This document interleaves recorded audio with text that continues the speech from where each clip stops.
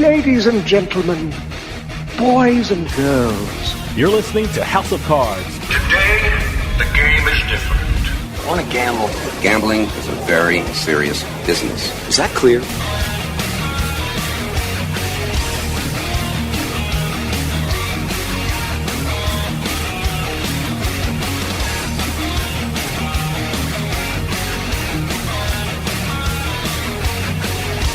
Welcome to House of Cards. Dave Weishuttle with you here, deep from the swamps of Jersey. We got a great show coming up for you. Everyone that I know that has visited Vegas has told me I have to check out one place, and that place is the Mob Museum.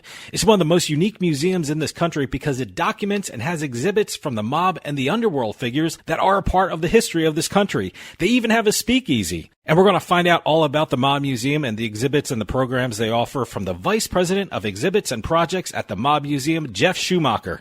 Jeff's going to tell us what we can experience when we walk through the doors of the incredible Mob Museum in Las Vegas. So stick around. We'll be right back with House of Cards.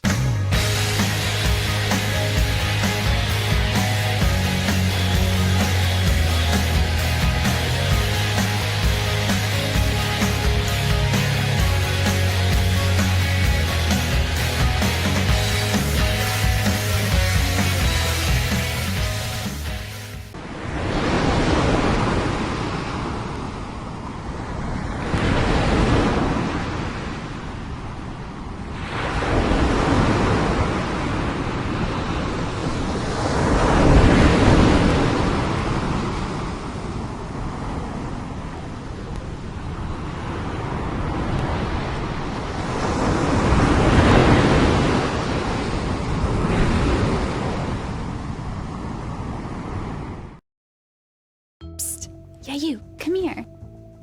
Haven't you heard? We don't need to hide anymore. Now, we can shop privately for adult products at adamandeve.com. They've got massage oils, lingerie, and lots more we can't mention here. Use offer code SPICE404. They'll give you 50% off almost any one item, 3 free DVDs, free mystery gift, and free shipping. That's 50% off, free shipping, and more. Private shopping starts at adamandeve.com. You're listening to the House of Cards. This was what I was meant to do.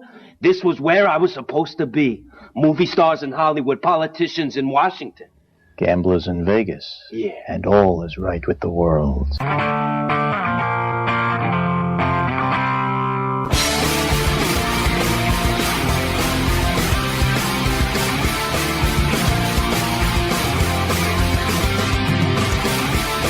Welcome back to House of Cards. Dave Weishuttle with you. We've all seen The Sopranos or The Godfather or the movie Bugsy, and we're thoroughly entertained and fascinated about the mob in this country.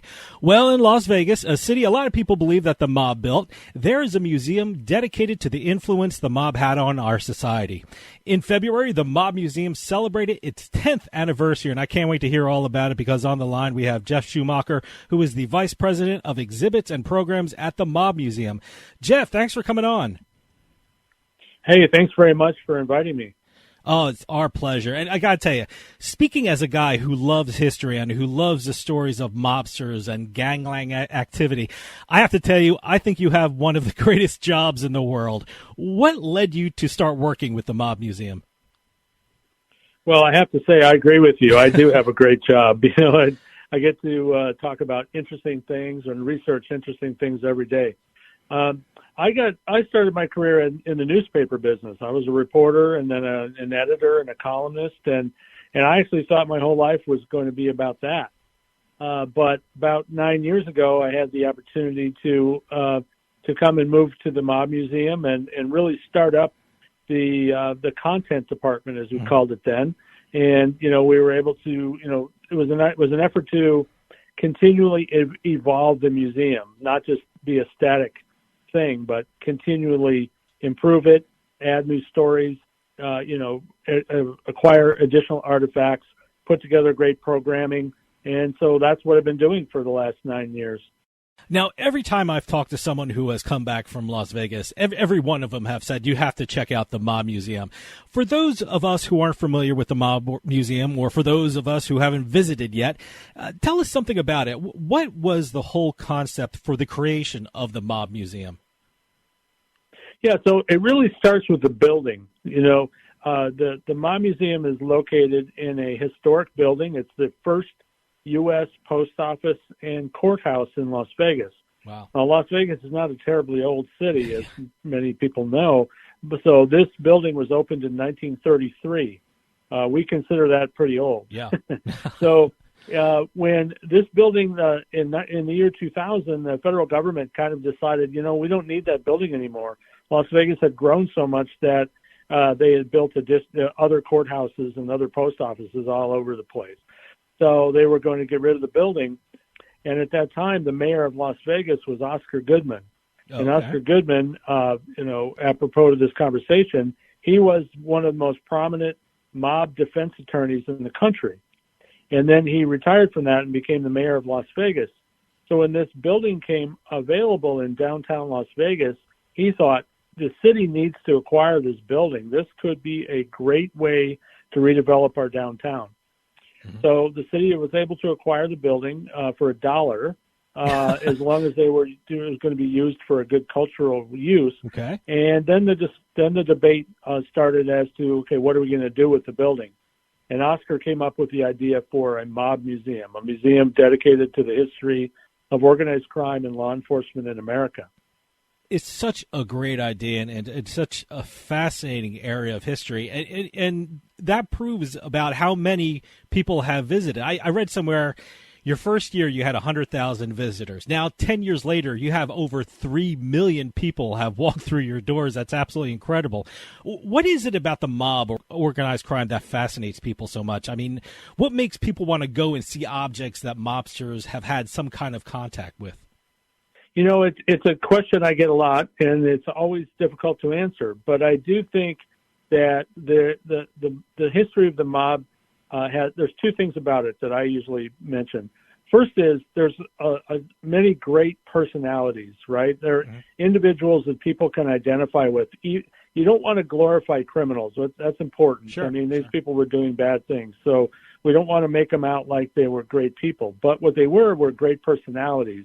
And people are drawn to these people in history who were involved in interesting things. So Al Capone, Lucky Luciano, John Gotti, these people stand out from the crowd, and people want to know more about them.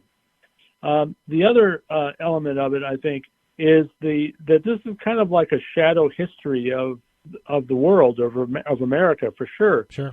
In that so much of what the mob did intersected with what you did learn in high school, you did learn in college about the history of our country, but you don't, they were involved in politics, they were involved in, famous crimes, they were involved in corruption, and they were building things. I mean, the mob was involved in all kinds of aspects of our history that we want to know more about. Talking about what you have in the Mob Museum, I went to the website, themobmuseum.org, and I was amazed at the size of the museum. You mentioned your building, and it's 4 stories tall, and it's full of exhibits. Mm-hmm. At the moment, how many exhibits do you have in the museum?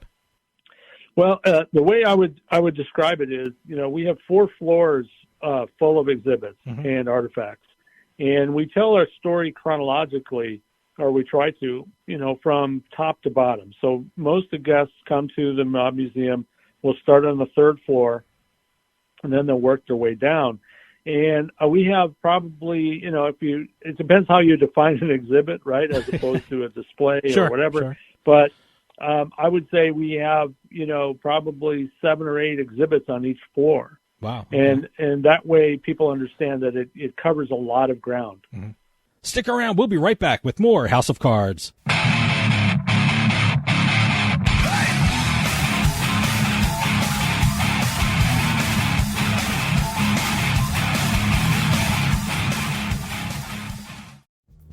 Drizzly makes it easy to shop a huge selection of beer, wine, and liquor from wherever I am. I just open the app, find what I want, and it's at my door in under 60 minutes. Drizzly. Ding dong, Drizzly. You're listening to House of Cards. Check out our website at houseofcardsradio.com.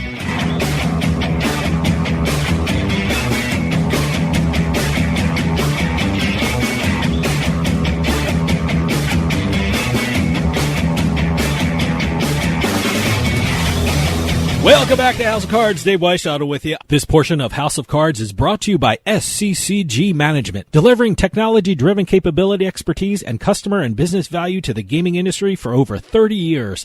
For more information, go to sccgmanagement.com. For those of you just joining us, I am talking with the Vice President of Exhibits and Programs at the Mob Museum, Geoff Schumacher. Yeah, I'm certainly going to ask you about some of your exhibits, but I want to start off with one that it just absolutely boggles my mind. You opened your doors on February 14th, 2012, which was the anniversary of the St. Valentine's Day Massacre. And the Mob Museum, did they actually have a brick wall that the mobsters stood against as they were shot? I mean, yeah. How did you ever get a hold of something like that? Did you know someone who owned it, or did they donate to the museum? How did you get the brick wall from the St. Valentine's Day Massacre? So that is an interesting story. So, in 1929, in Chicago, the massacre occurred, and in this building, nondescript building, really, on the north side of Chicago, and it became a bit of a landmark. People in Chicago knew about this building; they knew about what had happened there, and so when in the news, it was reported in the late '60s that the building was going to be torn down. A man named George Patey recognized the historical significance of this building, and he wanted to somehow, save some element of this building. And so he identified the brick wall of the building against which these men were lined up and killed in the massacre. And he acquired those bricks from before it was demolished. So those bricks, he numbered them and lettered them so that they could be a portion of the wall could be recreated. So George Patey had these bricks, and he sold off a few of them one by one, but for the most part, he kept them, and he displayed them for a period of time in Canada and in other places. He was looking for a venue for these bricks, and never found the right place, it seems. We didn't have a mob museum back in those days. So, when he passed away, his niece acquired these bricks. And it so happened that as publicity about the mob museum, before it was built, before it opened, there was publicity about the coming museum. She saw this and she contacted the key members of the museum at that time and said that she had these bricks. And so an agreement was reached, and the museum was able to acquire them.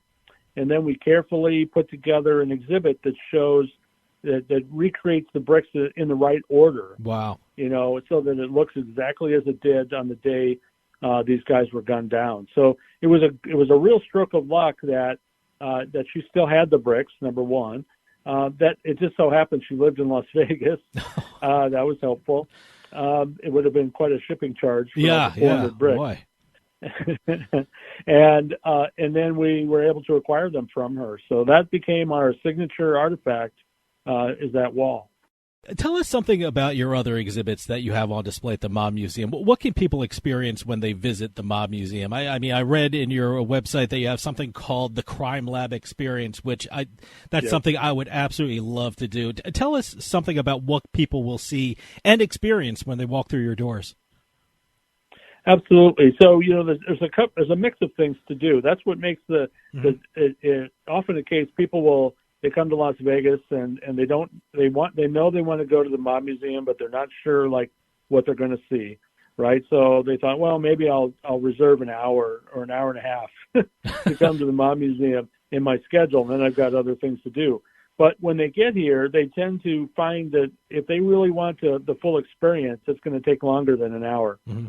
And that's because we have so many different things that you can do here. I will say that you mentioned the Crime Lab.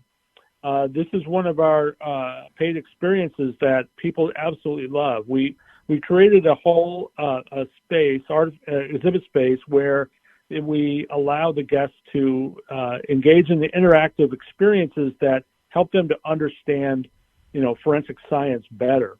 And, people are fascinated by forensics from watching television, different crime shows, where you're taking DNA or you're finding other pieces of evidence at a crime scene. And that's all based in truth. But what ends up happening, of course, is that, they resolve these these matters in a matter of minutes in a crime show, right? And it ultimately takes a lot longer than that, and it's a lot more complicated. So what we do in the crime lab is we help our guests to understand exactly how these things work, and they really enjoy that. Another thing that we do is we have in our basement, we have a speakeasy and a distillery. And we have a speakeasy exhibit and a distillery exhibit based on Prohibition, right? That would be the first way I would describe it. But in fact, it's a working bar where people go, to have a drink. Wow. But it's full of artifacts, full of exhibits telling you all about the Prohibition era. And then we have, adjacent to that, a distillery exhibit, which you learn about the making of alcohol during Prohibition and the smuggling of alcohol into the country. But what you also get is we're actually making moonshine in the basement. Wow. So this is something that people get to experience. We have what we call our distillery tour and tasting. And it's a paid experience. You sit down. One of our educators will tell you about Prohibition and about moonshine and all of that. But then you get to taste our moonshine, and you get to learn about how we make it and how it was made during back in the day. So that's another experience that people really talk about afterward. See, that's amazing. That is such hands-on experience of yesteryear. It's to learn like that. It's you're drinking and you're learning, and your history. It's the best of both worlds. I gotta ask you, do you have a favorite exhibit in the collection? I know you're the vice president of exhibits and programs, so yeah. I guess that's like asking you who's your favorite child. But I'm curious. I mean, if someone came in and said, I want to see one exhibit. Give me your crown jewel of your collection. What is it that you show people? I think my favorites change over time, right? So my former favorites, but I would say my current favorite would be our exhibit about the Flamingo Hotel. Oh, okay. And that was the building of the Flamingo in Las Vegas. You mentioned the movie Bugsy earlier. That one, there's a lot of fiction in that movie, but it's really about, Bugsy Siegel and others who were involved in building the Flamingo, which played a big role in the development of Las Vegas. And we have some artifacts that are just amazing in this exhibit. We have, for example, the original down payment check that was made to buy the land, that became the Flamingo. We have a contract that was signed by Bugsy Siegel, Ben Siegel, and what it did is he bought out one of his partners for $600,000 so that Bugsy could have full control of the casino. And there's a whole drama behind that. But we have the original contract, signed contract. And then we have a number of other artifacts related to the Flamingo when it opened. And it was such a pivotal moment in Las Vegas and really in mob history as well. Stick around. We'll be right back with more House of Cards.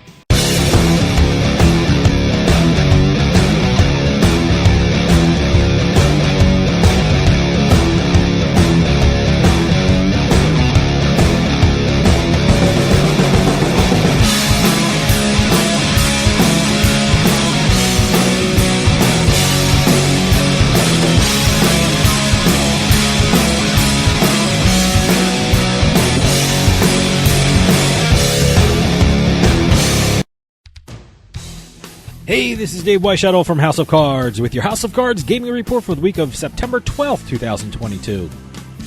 Foxwoods Casino in Connecticut announced an $85 million renovation to the resort. In addition to a 13,000 square foot restaurant, the renovation plans include 50,000 square feet of gaming floor being added to the property. The new gaming floor will not only have table games and slots, but also a new high-limit slot area. This is the first major renovation of the resort since 2008, and it comes at a time when the casino is celebrating its 30th anniversary. iGaming Ontario reported the first set of figures of the regulated gaming industry in the province. Over the first 3 months of operation, the 31 licensed websites reported over $1.3 billion in handle and a revenue of more than $123 million. iGaming Ontario also reported that there are over 492,000 registered users on those regulated gaming sites. And finally, a record bad beat jackpot was won at the Rivers Casino in Pittsburgh. The $1.2 million jackpot was triggered when Brian Flanagan's quad aces were beaten by Raymond Broderson's royal flush. Flanagan took home $500,000 and Broderson won $368,000, with the rest of the jackpot split up between the other players sitting at the table. I'd be happy with just a seat at that card game. Have any news or tips regarding casinos, gaming, or legislation? Send us an email at newsroom@houseofcardsradio.com and follow us on Twitter at HSC Radio.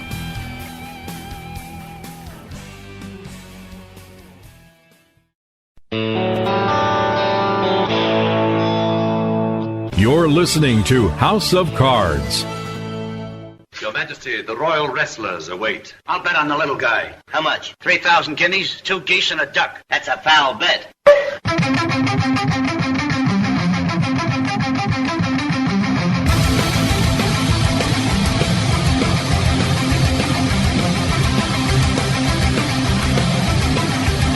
Welcome back to House of Cards. Dave Weishaupt with you. For those of you just joining us, I am talking with the Vice President of Exhibits and Programs at the Mob Museum, Geoff Schumacher. I'm curious, how does the Mob Museum go about acquiring its exhibits? Because, I mean, what you have on display is a big part of the history of this country. Do you have people scouring the country for mob memorabilia? Do you have family members, and when I say family members, I mean biological family, of these mobsters donating them to you? I'm just amazed at the exhibits you have on display. Yeah, so we the artifacts on display in our museum come to us in a variety of ways. One of those is through donations. Mm-hmm. So we do get calls from, as you mentioned, family members of the mob, others, collectors who have objects, and those are donated to us, and then they're added to our permanent collection. Another way this happens is that objects are loaned to us. So people will say, we think it would be great for you to display this object in your museum, but we don't want to give it up quite yet, permanently. So they will loan it to us for 5 years or 10 years or something like that, and then it can be part of our exhibit. And then the third way that we acquire artifacts is through purchase. Mm-hmm. And we do have a budget for that, and we are involved in auctions, and we're involved in negotiations with collectors and others, and we do acquire objects that way. But as you mentioned, scouring the country, I do a lot of that myself. Some of my fellow staff members are involved in that. And then we do have people around the country who know that we are very interested in certain objects, and so they do help us. Now, I know the Mob Museum also hosts programs related to the mob and crime topics. Tell us something about the programs that the Mob Museum offers so people can get involved with it. Yeah, very, very proud of our programming. Over the years, we have had, I think, every significant mob historian has spoken at the Mob Museum. Mm-hmm. We also have had a large number of individuals who perhaps used to be involved with the mob, or who were law enforcement people who spent their careers trying to take down the mob, have come in and spoken at the museum. We do lectures, but we also do panel discussions and other kinds of more personal events where people can come and speak one-on-one with people as well. And in addition to that, we've had actors, who are in mob movies, and it's a very fun experience for people who come into the museum and see these things in person. But we also live stream a lot of our programming, not all, but a lot of it. Mm-hmm. And then those ultimately become available on our YouTube channel as well as on our website. So a person can go back and look at a program we had 8 or 9 years ago at this point without any trouble at all. or you can see something that happened 2 weeks ago. So we've got a full lineup coming up, this fall, and then we're starting to look now at 2023 and what we can do. And we're always trying to top ourselves, right? We're always trying to bring in yet another bigger individual. But we're really proud of it, and I think people who come to these events, they find that they're very professionally put together, and that the people who come and speak are just very, they're enthusiastic about being at the museum and telling their stories. I love the fact that you can actually have private functions at the Mob Museum. I got to tell you, for a guy like me that loves history and loves the history of the mob, that would be the best place to have a party or reception or something like that. I was thinking, I'm sitting here, what a great place for a field trip if you're a kid. It must be one of the greatest field trips of all time. I never had an experience like that. Tell people how they can actually have a private function at the Mob Museum. We do host a large number of private events. One of the more the more attractive ones is we hold a lot of weddings. we have our courtroom on the second floor, and it looks like the courtroom looked in 1933 or 1950, and it's just a wonderful venue. That's also where we hold our public programs. But you can rent that space out, and you can have a wedding or a wedding reception in there. We also will do big dinners. We'll do parties, receptions, and those things can be done not only in the courtroom but also down in the speakeasy and distillery space. And it's just big corporations come in and they'll have a convention on the Strip, and then they'll have a more exclusive party at the Mob Museum. That happens a lot. But we've also had really quirky things like high school proms. Wow, that'd be great. Things like that, and the kids will dress up, and sort of, gangster style or whatever, and have a good time. And then you mentioned field trips. We do have field trips, and students do come to the Mob Museum. Typically not little kids, right? Okay, They're a little bit older, but so we have that, and they come for field trips, and then we also do outreach. So we go out into the schools in Las Vegas and do programs. And we don't necessarily talk about the mob so much. We talk about Las Vegas history, and we talk about prohibition and different important topics for kids to know about the history of their community and of their country. Well, you mentioned Las Vegas, and I think the Mob Museum is certainly located in the greatest city for the subject matter of these exhibits. I mean, I'm sitting here in New Jersey, and everyone thinks about The Sopranos or Boardwalk Empire when you mention the mob in this state. But Las Vegas was the town that everyone thinks that the mob really transformed into what it is today. What was it about Las Vegas that attracted so many figures in the underworld? I mean, what was the lure of that city for these mobsters?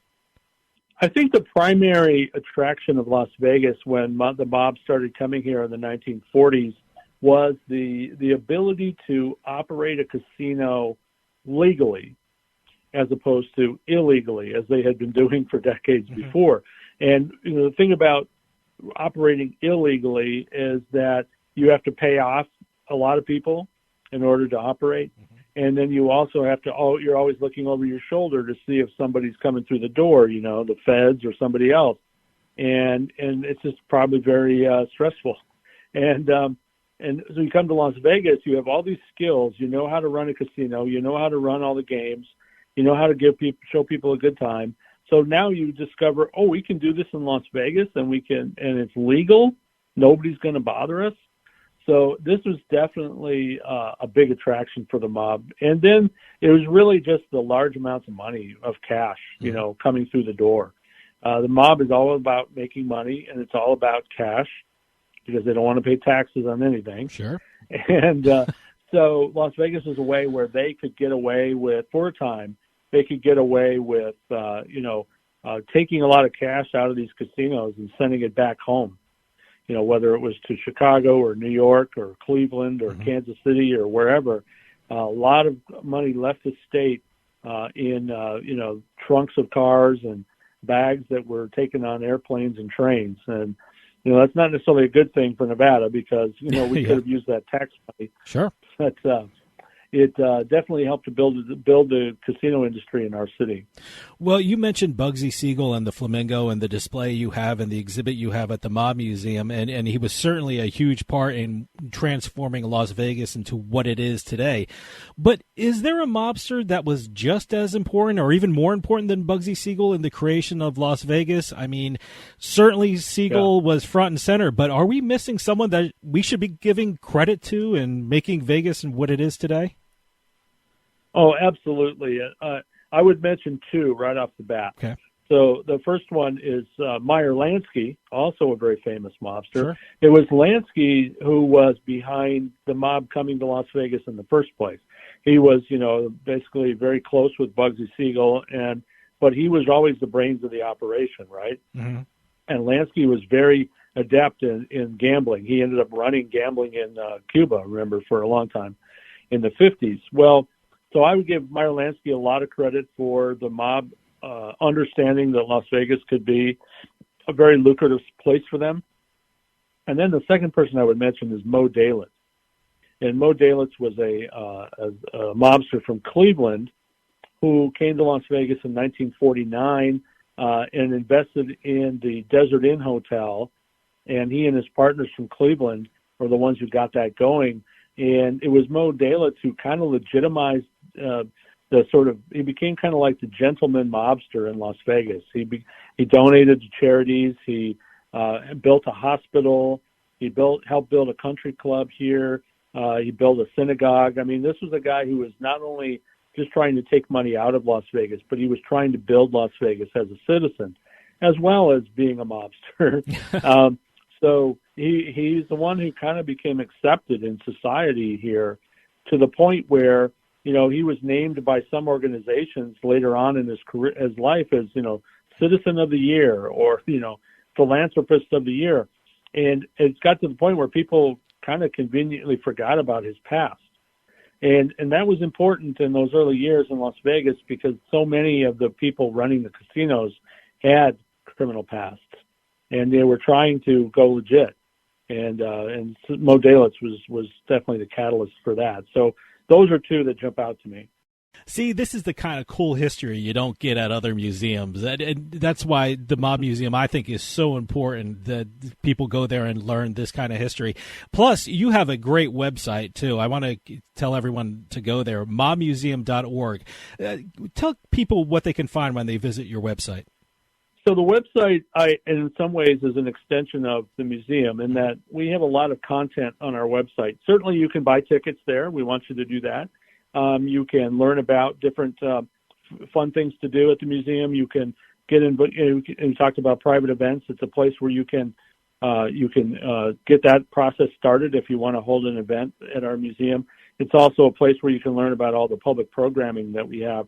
But it's also a place where you can learn about the mob. We have a lot of content, a lot of biographies of mobsters, and our blog is very active. We have a lot of original research that's published in our blog, and we have a lot of really high-profile writers contributing to the blog. And then all the videos of the past programs and other videos are available there as well. So it is a resource, for people who want to learn more about the mob. It would be the first place I would check before you go to Wikipedia or wherever. Go to the Mob Museum. By the way, you also have a really great online store. My mom's an Italian woman from New Jersey, so I might need to get her the Forgot About It mug that you have online. So people should definitely check out your store. But tell me about some of the exhibits and programs that you're planning in the coming months and coming year. What should people look out for when they're planning their trip to the Mob Museum? I think the best thing to do, as I mentioned, is to keep an eye on our website. And you can actually get our e-newsletter. It's very easy to subscribe to. And then people can get a weekly update on what's coming down the pike. But what I can tell you is that, definitely for 2023, if people are planning ahead a little bit, I don't have dates for you, but I can tell you that our intention is for 2023 is that we're going to bring in some very high-profile individuals that we budgeted for this so that we can bring in some people who are going to pack the room, for sure. And we're talking about people who are involved in mob movies, actors, directors, we're talking about individuals who were very high-profile members of the mob who are now reformed, if you will, and have moved into really starting telling people more about that history like we do. And so we're looking to partner with some of them to help us tell these stories at the museum. And I think that hopefully that's helpful. I just want to kind of urge people to keep an eye on what's coming down the pike, because we do have some very interesting programming coming, especially in 2023. Geoff, we're running out of time, but can you give out your website again and any social media address the Mob Museum might have, and also tell people how to sign up for your newsletter? Yes. So first, the website is it's www.themobmuseum.org. And so the mob, you got to have the THE in there. Mob Museum, themobmuseum.org. You can sign up for the newsletter on the website. It's not hard to find, and I would encourage people to do that. It's a really attractive e-newsletter, and you won't be disappointed in the content. As for our social media presence, we're on Facebook, easy to find, Twitter, Instagram, and especially Instagram. I would recommend signing up not only for the Mob Museum to follow the Mob Museum, but follow our underground, which is our speakeasy and distillery space, so that you know what's going on down there. And it's really a much greater focus on Instagram on the cocktails that we create and the different parts of the history of Prohibition that we try to take advantage of down there. And it's a really fun read, so I'd recommend that. Geoff Schumacher, Vice President of Exhibits and Programs of the Mob Museum, thanks so much for coming on and telling us all about the Mob Museum. I think it's an amazing place to go and find out about a part of the history of this country that you normally don't hear about from other museums. So thank you so much for coming on and telling us what the Mob Museum is all about. Thanks so much for your time. Thank you very much for having me. Stick around. We'll be right back with more House of Cards.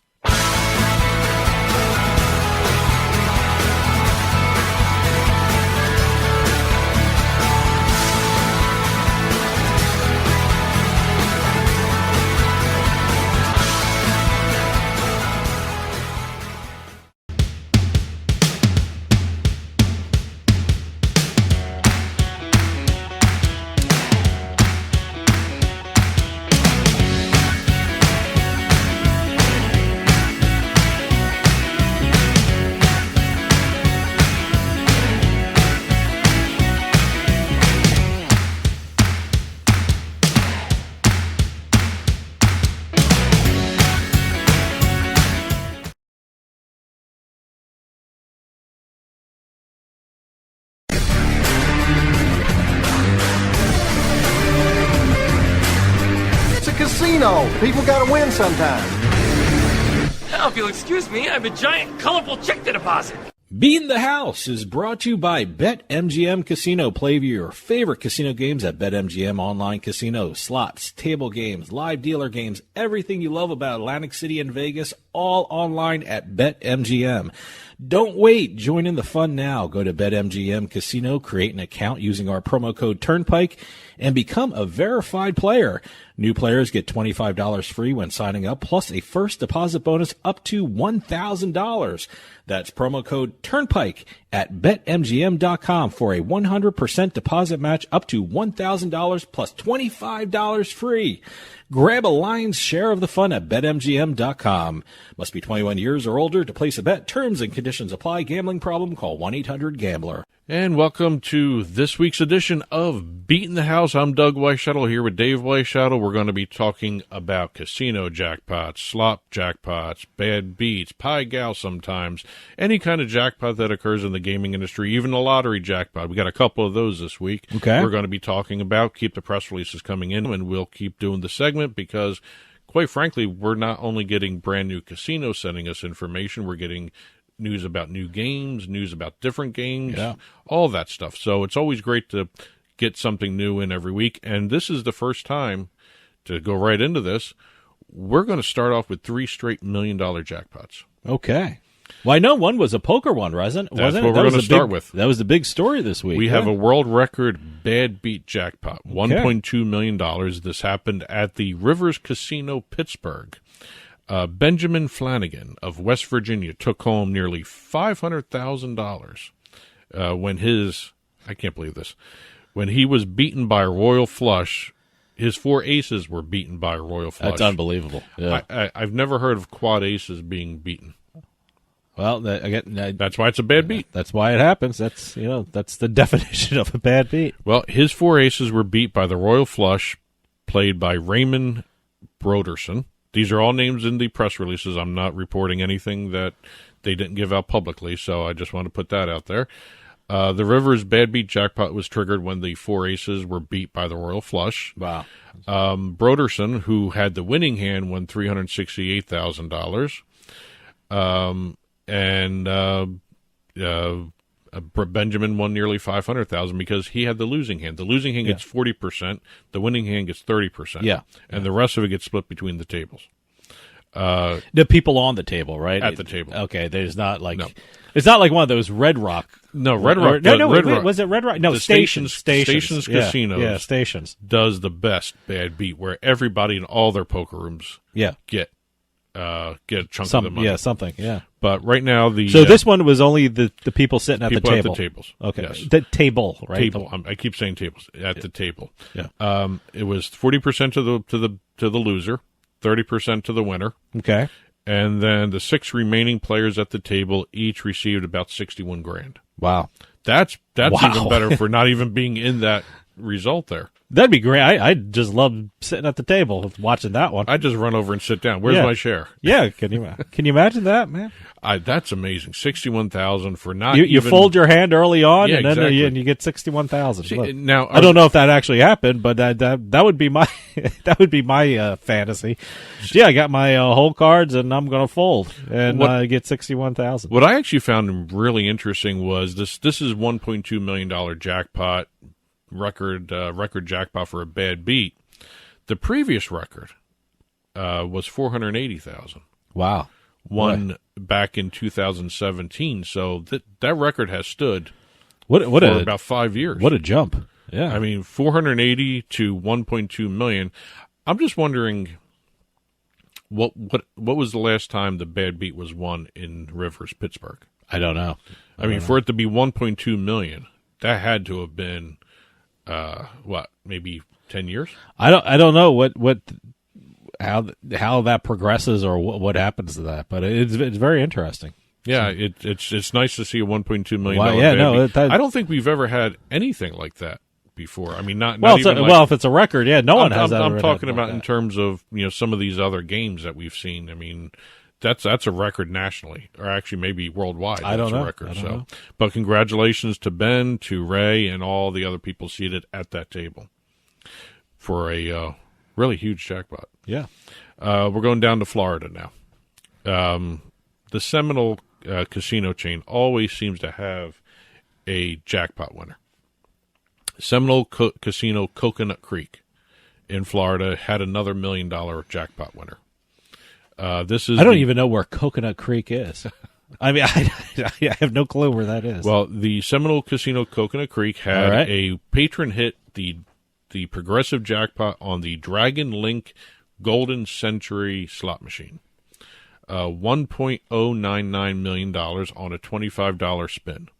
It's always nice to see the amount that they bet. Yeah. So this was. I've never heard of Dragon Link, by the way. They're very obviously a very popular game. Obviously, yeah. But again, the Golden Century. This is a chain of Aristocrat games. Okay. Aristocrat Dragon Link. This is their other big one, as opposed to the Buffalo games that they have. All right.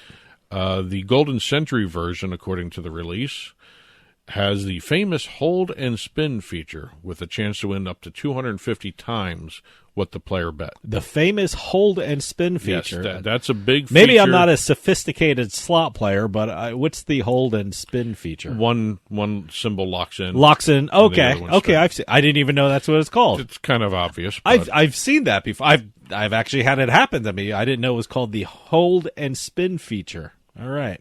And now I know. Following the win, the Dragon Link progressive jackpot was reset back to $1 million. Okay. So it starts at $1 million. Oh, all right. So it kind of takes the fun out of letting it build. But I guess $1 million is $1 million for a progressive jackpot. $1 million's fine for me. Yes. I'll take it. Going up to Canada now.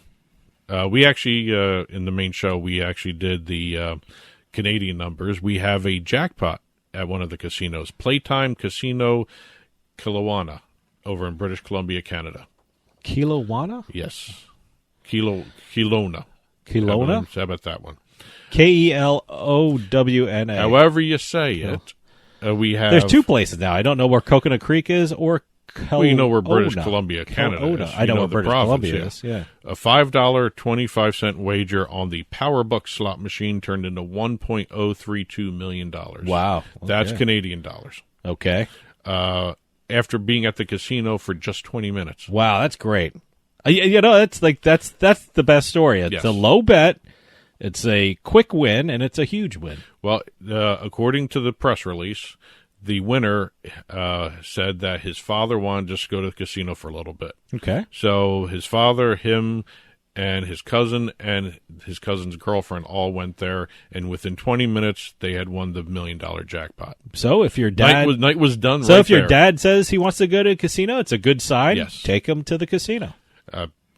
That's actually great advice right That's, there. So listen to your fathers. Yeah, that's a good son. He brought his dad to a casino. See, good sons are rewarded. Well, let's move on to a near $1 million jackpot here. Although I can't call this a jackpot. I guess it was a win since it's a sports bet. Oh, okay. And I think you know what we're talking about here. Yeah, I saw it on Twitter. I think I don't know who tweeted it out. It might have been FanDuel who tweeted it out. Well, I don't know. According to FanDuel, this was their largest payout on a NASCAR bet. Okay. And what makes this even more amazing is this was done on a free bet. Oh, okay. So good. the wager didn't even risk anything. This was a free bet. That's great. It was a $13 free bet on the. He did a parlay on the Coke Zero Sugar 400 NASCAR Cup Series event at Daytona International Speedway. That was not too long ago. Let me tell you something. That's a great way to use a free bet. If you get a free bet, yes, you if might I as know well, I'm going to win a. Well, I'm just saying you might as well try a parlay. Yeah. You're not risking anything. Exactly. But the odds on the entire parlay, he did $13.49 free bet to pick Cody Ware, B.J. McLeod, London Castle, I think that's how you say his name, David Reagan to all finish in the top 10. By the way, that actually is not a crazy bet. No. Top 10 finishes is one of my favorite bets to do on racing. That's the only one I win on when it comes to NASCAR betting. I am terrible at NASCAR betting. One time I bet on, I forgot who the racers were, but they were two people to finish in the top 10, and they got into a crash the second to the last lap of the thing. So, it was awful. I actually have won the top 5. I've never won a top 3 bet, or what is it, the platform? I've never hit the actual winner. No, I've never hit a winner. Never done that. Never hit a winner. But this guy hit on all 4 of these, and he won. Let me get the exact number here. He won just short. He was $566 short of $1 million. Wow, that's great. So that was an incredible stroke of luck. Free bet, four-leg parlay, all hit, just under $1 million, and largest payout on a NASCAR bet by FanDuel, and it was also done in Michigan. See, that's why it's important to look at the sports books to see the promos and the bonuses and things like that. I mean, you can get free bets and, parlay it into this thing. Well, again, this is also, I don't know if this was a new customer or it was I don't know whatever how it was. It didn't say whether it was a new customer, but when you do rack up loyalty points, a lot of these sports books do have loyalty points. Keep an eye on those. Sure. Because you can turn them into free bets no matter what. So, well, online casinos have loyalty points. Online poker have loyalty points. I mean, comps are a great thing. Yes, especially now that the online casinos can do them. When they first started, a lot of them didn't have them. Well, look, I mean, if you're an online casino player or online poker player, you can get comps, and you can use them at the actual casinos, the brick-and-mortar casinos. So, watch your comp points. Well, going over from motor racing betting, we now have another Hawaiian resident scoring a jackpot on what they're calling the 9th island.